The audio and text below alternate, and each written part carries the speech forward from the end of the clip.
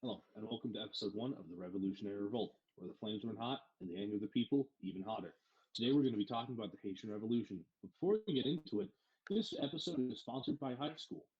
Use code REVOLT33 to get 20% off your grade. That's right, REVOLT23 to get 20% off your grade. So the Haitian Revolution is often considered one of the most successful slave revolts in all of history. Today, I'm going to give you a basic rundown of what happened. One of the first things we need to really discuss is what actually caused the revolution. This revolution had a few key players in it. The main four would be the classes of the colony itself, which broken down in order would be plantation owners, the freed blacks, the poor whites, or petit blancs as they were called, and then the slaves. Each of these classes had a completely different reason to want to try to revolt against not only where they were, but also the French government. Starting at the people at the top with the plantation owners, at the time, around the French Revolution, there were many laws being implemented that not only were limiting the trade of the colony, but also that were trying to make it so that there was more equality and therefore more freedom for other races. This would effectively make it so that the colony, which was built upon slave labor, had no business in its existence. They obviously saw this as a problem, as that's how they profited off of it. So they were very upset at the new laws and were trying to push back and get independence from France, or at the minimum, political representation. Then we have the free blacks. And while they were technically a higher class, they were still subject to many different cases of legal discrimination. And due to this, they wanted more legal protection, which, fair enough. Then we have the petit blancs. These were effectively the bottom class. They were upset due to the fact that A, the free blacks had more than they did, and that B, they didn't have enough money like the plantation owners to own slaves and create a good business. What they wanted to do was a full revolt and put in place a democracy where all of the people, the white ones anyways, have representation amongst their government. And then at the very bottom of the rung, we have the slaves. Their reasons for revolting are pretty obvious. They were enslaved. They wanted freedom, they wanted to end slavery, and they wanted to have equality. These were our four main forces pushing together during this revolutionary time. The next thing we kind of need to understand is a lot of the key players in it. Now, there were a few larger forces at play during this. Um, Obviously, there were all of the people involved with the French Revolution. That would include the Third Estate in France, the King of France, eventually Napoleon. They were the people at the top.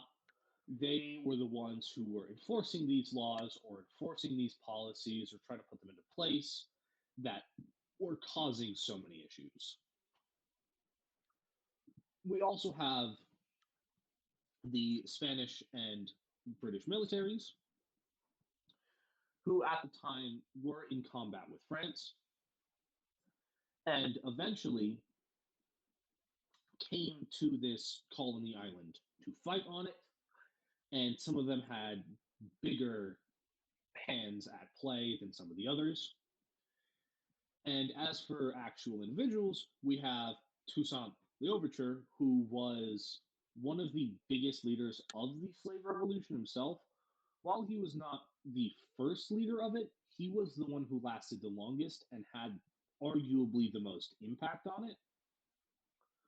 He basically trained the slaves into a very solid military and covered a lot of tactics and helped in not only combating against the French people and the militaries at play, but also eventually at the end of the revolution kind of came into power for a little bit and was kind of the leader for a while until Napoleon came in. They all had large hands at play, and it's not like they were the only people of importance to the revolution.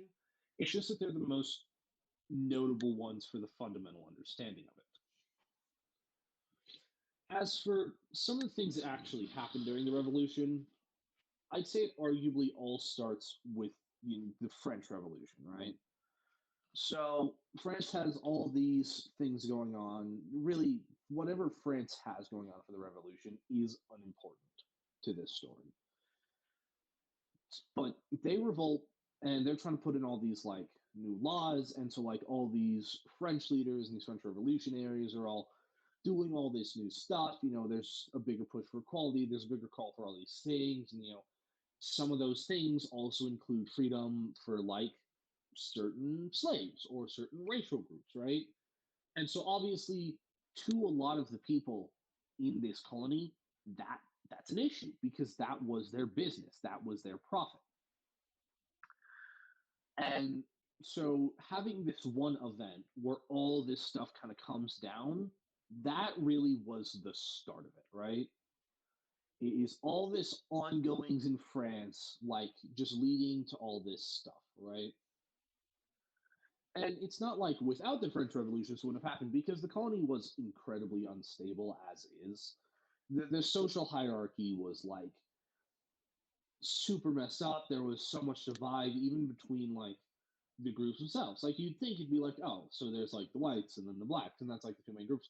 But no, even amongst them, there's division because there's the plantation owners at the top and the free blacks, and then all of the classes were incredibly divided, and they were all incredibly upset about everything. So, could this have happened without the French Revolution? Probably, yes. There still probably would have been a lot of fighting. In fact, there were multiple like slave revolts and all that. There were a lot less successful even before all this, right? But for this specific event in our history, that is the baseline of what started this and what all trickled down from there. So then, a lot of the richer whites and plantation owners and stuff, they kind of start pushing back against the French government, like the people in power at the time, trying to implement this stuff that's like, oh yeah, so equality and freedom and potentially end slavery. They're pushing back against all this stuff. They're interpreting the laws the most they can to like make it not equal. You know, there's the whole rights of like man and citizen or whatever that act was called that like talked genuinely about how like, oh yeah, every person is like equal, and they interpret it as like, oh yeah, all the rights to own property, we're the equal ones. um the free blacks are pushing for more legal representation, less legal discrimination. The poor whites, or petit blancs as that group is referred to in many sources, they're kind of the first people to actually like properly revolt as they start doing like direct combat. They try to take over areas, and so they really start pushing back, right? And so there's all this fighting going on between everyone, and then this group of slaves just kind of goes, you know what, we're in on this too, and they start their own revolt, right? Kind of off of the shoulders of like all this fighting and instability and turmoil, they come out of the back and are like, oh yeah, we're going to start doing stuff too. So they start, meeting up in groups in the woods, and they start planning stuff out. And there's like all these different groups of slaves that like have tried to do stuff like this. Some of them are involved, and then there's just a completely new group that are doing all this. Um, it really the slave revolution really started with one event where there was this general, and he took just a bunch of slaves, and they just went and burned down some plantations, like some pretty big plantations too. So there's just fear where they're just going around burning down plantations and like freeing the slaves and either taking them with them, forcing them to go with them, prisoning them, or killing them. And so their numbers start growing, and then we have like a proper revolt, right?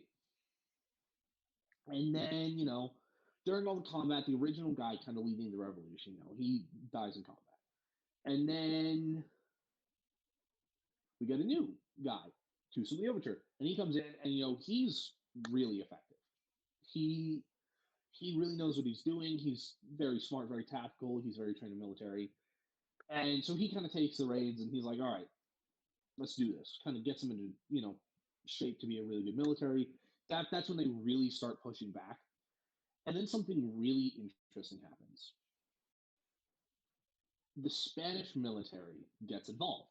Now, the Spanish and the French and the British at this time just were not really, there was no place in the world that was like super good towards each other at the time, right? So there was just a lot of stuff going on.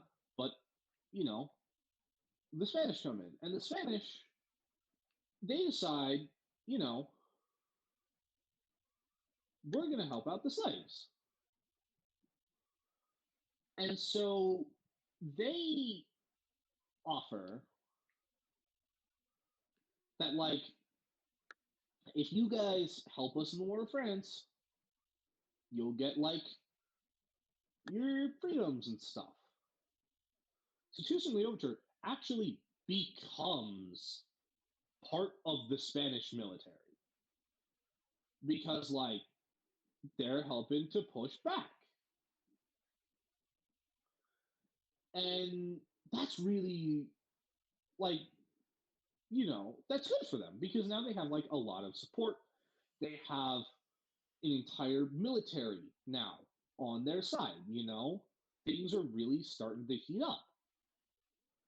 And so this kind of becomes what goes on for a little bit. And then the British get involved. And when the British get involved, that's when it kind of starts to come to a close, right? Because the French are like, okay, we can't fight off against the Spanish, the slaves, and the British. We got to pick a side here. So they do. They decide, you know what? We're just going to team with the slaves. So they pass a bunch of like new things and stuff where it's like, okay, yeah, here's a entire new group that's just free now, right? And like if you help out us in this, you'll get exactly what you want. And so obviously they start to work with the French military.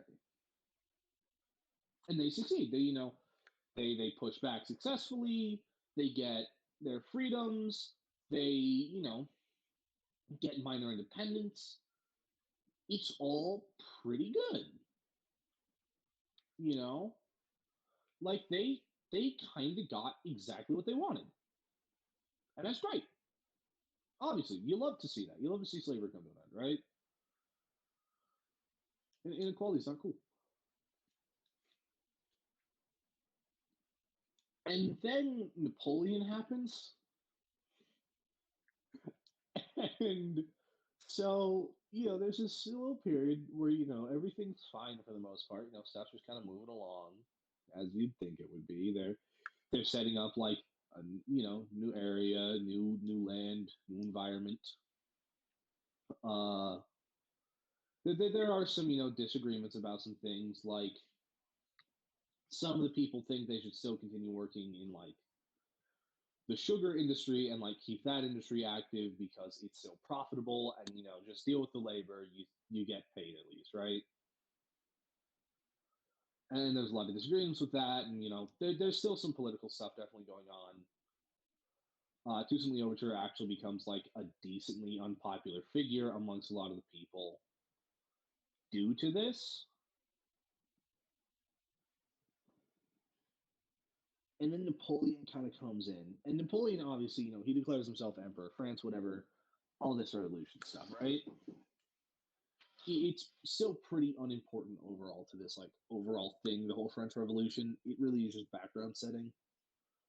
But so Napoleon, as Emperor of France, wants to take back this colony, right? So he sends some troops. They start fighting. Overture is captured and put in prison. He dies in prison. I know. What a anticlimactic end to a man. But they still have like their military training. And so it kind of starts this war where you have the French military again fighting against the slaves who kind of have like these guerrilla tactics. Um, and they win. They win again. And so they just get like, they're fully independent now. Everything just kind of goes right for a little bit. They drive back Napoleon. They fully get their independence. They put fully in place all these like laws for like equality and everything. It they win pretty much, right? And so what we see from this point is, no more slavery, obviously. That system is completely taken out from this area. The colony is actually renamed to what it is now, because it wasn't originally called that. Well, it was, because that's what the natives called it, but like they didn't originally call it that, the French and everyone. So it's renamed. French control over there is gone, and it's now like an independent state. And so all these things kind of are what happened because of this revolution. And a lot of these things are like not easy deals either. Because it's not even like, oh yeah, France was like one of the last people in slavery. No, they were out of a lot of the major countries. They were, you know, they weren't. And even after this, it's not like, oh yeah, all slavery in that area ended either, because it still took many, many years for the full end of slavery at the scale that we eventually recognize it as.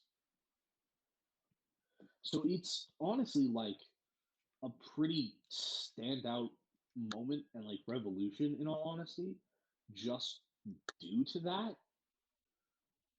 because you just don't see a lot of like successful revolts from a lot of groups like this, because usually when a group is at the bottom, and like as far down as this is, there tends to be a lot of systems to keep them there and to kind of keep them stuck.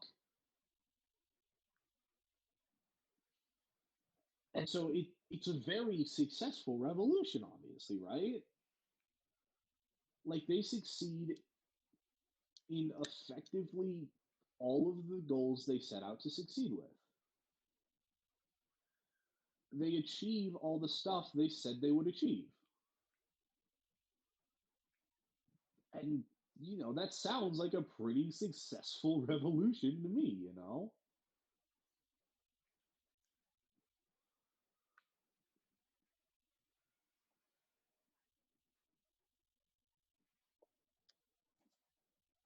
And obviously, like that's disregarding the whole modern state of this area.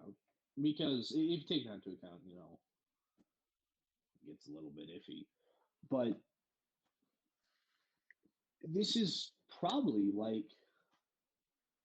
while not one of the biggest or one of the most influential, it's definitely one of the most interesting.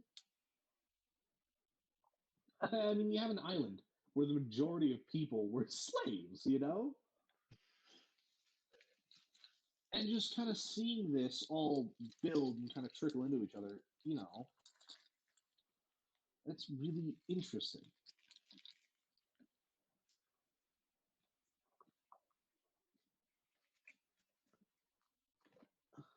I mean, there's a lot to be taken from it as well.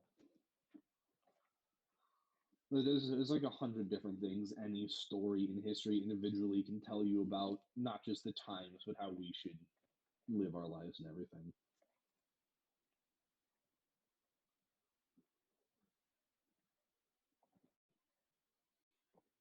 I mean, this one's obviously got a large story about equality and rights of man to go on, which a pretty big element in every revolution. Honestly, that's the thing you take away from most of them. But yeah, it's just a very successful revolution, and it's not like the quickest, most swift revolution either. It takes a minute. It takes some time. No revolution is perfect, but yeah, at least that's what I think.